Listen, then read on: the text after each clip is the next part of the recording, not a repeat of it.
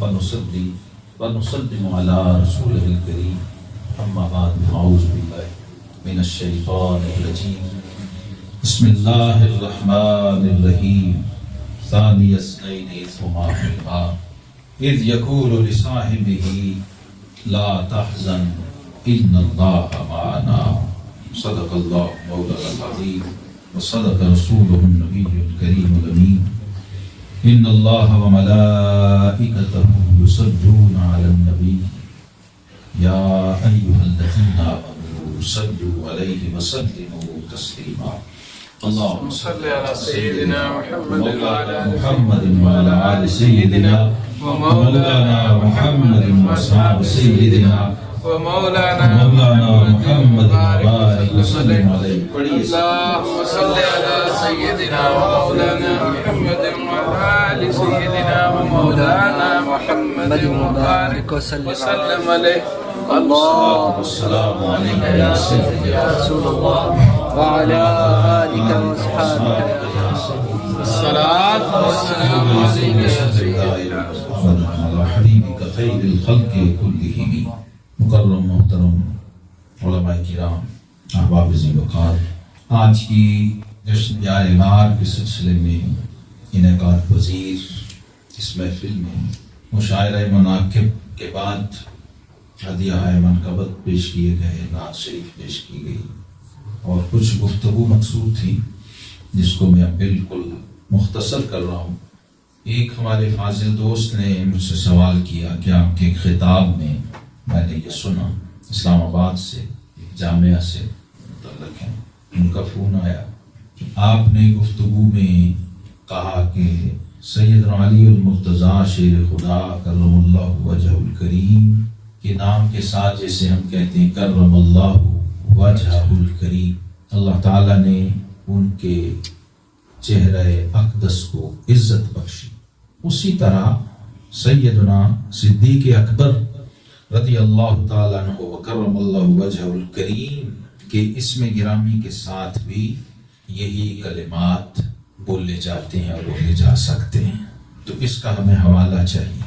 یہ میں نے حضرت امام ابن حجر الحیثمی المکی رحمہ اللہ کے الفتاوی الحدیثیہ میں صفحہ نمبر 80 ہے، یہ بیروت لبنان سے چھپا ہوا اور اس کی طبع اول ہے، یہ الطبع الاولی، اس میں پڑھا تھا اور نشان لگایا ہوا تھا، پھر کسی موقع پر میں نے یہ بیان کر دیا تو اللہ ان کو جزائے خیر دے۔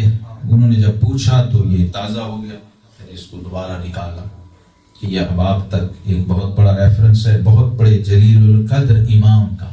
یہ بر صغیر پاک و ہند میں جو علم الحدیث آیا ہے مکہ سے، جو بھی بڑا امام لے کے آیا ہے، وہ چاہے شیخ محقق شیخ عبدالحق محدث دہلوی ہوں، چاہے صاحب کنز العمال شیخ علی المتقی رحمہ اللہ ہوں، اور پھر ان کے بعد حضرت امام ربانی مجدد الفسانی رحمہ اللہ ہوں، پھر شاہ ولی اللہ محدث دہلوی متاخرین میں، اور پھر امام احمد رضا بریلوی۔ یہ ظاہر ایک چین ہے، یہ میں اسے آپ کو اختصار سے اشارتاً بتا رہا ہوں تاکہ سمجھ آ جائے کہ مکہ میں جو آخری حدیث کا بڑا امام گزرا ہے وہ یہ ہے امام ابن حجر حیثمی رحمہ اللہ، جو استاذ اور شیخ ہیں ملا علی قاری جیسے محدثین کے،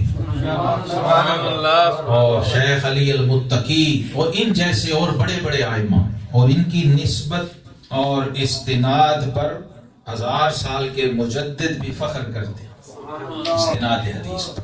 تو یہ ذہن میں رہے ان لوگوں کے جو ان سے واقف نہیں ہیں۔ یہ شاید بعد میں کسی صاحب نے ایسے اپنے ذوق میں یہ بات کہی ہے اور بڑی مدلل بات کی ہے۔ انہوں نے ان سے پوچھا گیا کہ کیا یہ سیدنا علی المرتضیٰ کے علاوہ بھی کسی کے نام کے ساتھ بول سکتے ہیں؟ تو انہوں نے فرمایا حکمت ذالک ان علی کرم اللہ وجہہ ورضی عنہ لم یسجد لصنم قط۔ کہتے ہیں پتہ بھی ہے کہ یہ کیوں بولا جاتا ہے سیدنا علی کے نام کے ساتھ، کیوں بولا جاتا ہے؟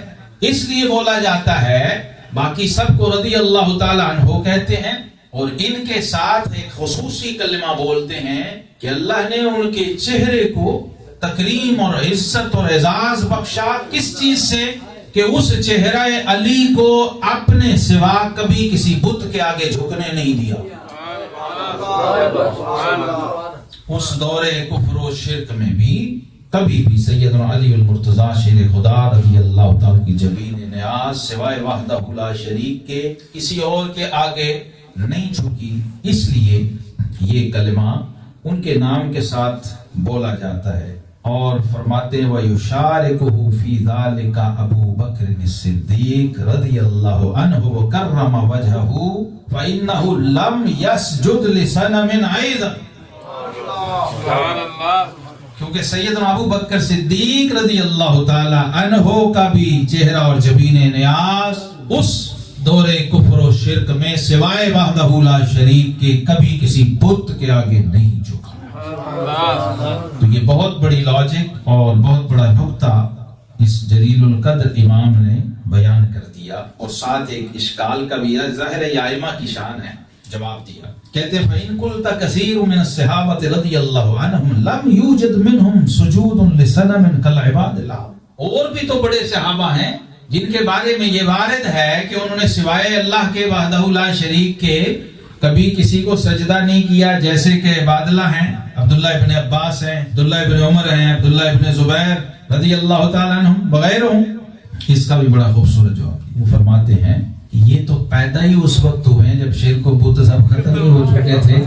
وحدہ لا شریک ہی تھا اور اللہ ہی اللہ تھا بس. اور اس وقت تو کچھ تھا ہی نہیں، کوئی شرک کا اور بت پرستی کا امکان نہیں تھا. یہ دونوں ہستیاں اس عہد سے تعلق رکھتی ہیں جب بیت اللہ میں 360 بت پڑے ہوئے تھے.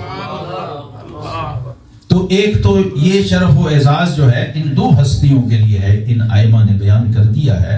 الفتاوی الحدیثیہ ہے، بیروت لبنان، صفحہ 80.